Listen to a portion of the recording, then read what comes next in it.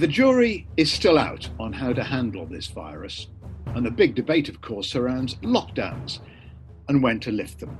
Mass testing or not, let people mingle, as in Sweden, the herd response, or practice social distancing. There are so many questions, and absolutely no one has the answers with any accuracy.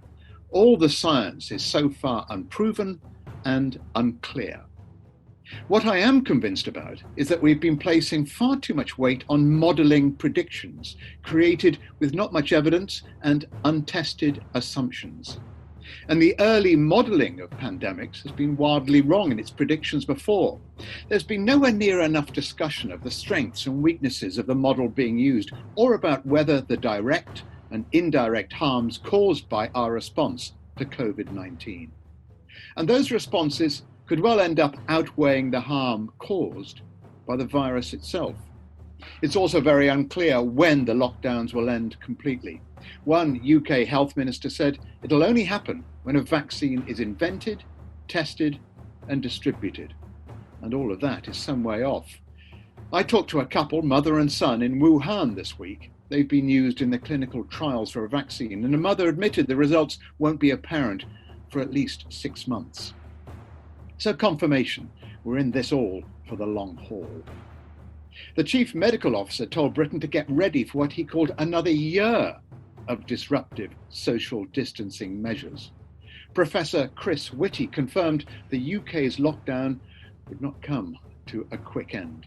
So it's clear we don't know when the current lockdown restrictions will start to lift, but what we do know is it's going to be very difficult for life to return to any kind of normality until that golden bullet, that vaccine, is found.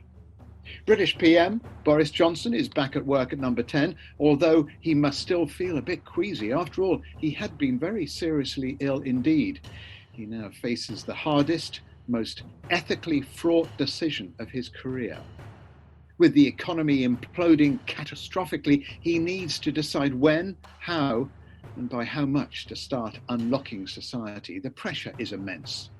Mr. Johnson promised to win what he called second phase in the battle to defeat the virus, including refining the lockdown.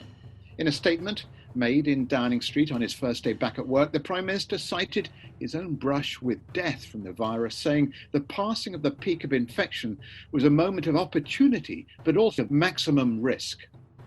Millions of children are going unschooled. Entire industries collapsing. The clock is ticking towards a social calamity worse even than the 3-day week of the 1970s, which so devastated the UK's economy. If he gets it wrong, Mr. Johnson will face his Gallipoli, a disaster that, unlike his hero Churchill, he'll never recover from. Sticking with the lockdown status quo for much longer, however, would destroy him too. Whatever he does, some people will die and others will be ruined.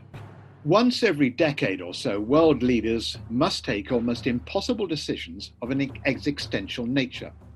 In terms of its complexity, impact, and unpredictability, this one is one of the toughest ever. It ranks below the Cuban Missile Crisis matrix, of course, but above Tony Blair's Iraq war calculations or Margaret Thatcher's Falklands choices. Nobody ever makes only right calls under such circumstances, but on balance, JFK and Thatcher got theirs right. Blair got his totally wrong. His call based on false evidence and reasoning. Relying on experts is never enough. They don't agree with each other, which is why the buck stops with the politicians.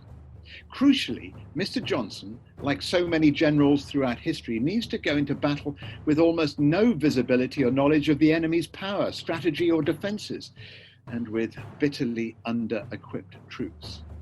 Scientists still don't really understand COVID-19's death rate, how many people have already been infected, what happens when somebody catches it, how the virus really works, or much else besides. The fog of war is almost total, and we don't have enough weapons to contain the virus, insufficient PPE, not enough tests, and no vaccine. Yet the battle must be waged, and it must be won without wrecking the economy or costing too many lives. I suspect Mr. Johnson will instead choose to loosen restrictions and allow increased social interactions in a controlled fashion. the prevalence of the virus will stop going down and parts of the economy will recover, the necessary way forward. But the optimization problem, how to maximize social interactions and the economic recovery while limiting the rise in the numbers getting infected, and thus the death rate, is ferociously difficult. Norway has reopened nurseries. Belgium will start restarting schools and allow families and friends to assemble in small groups.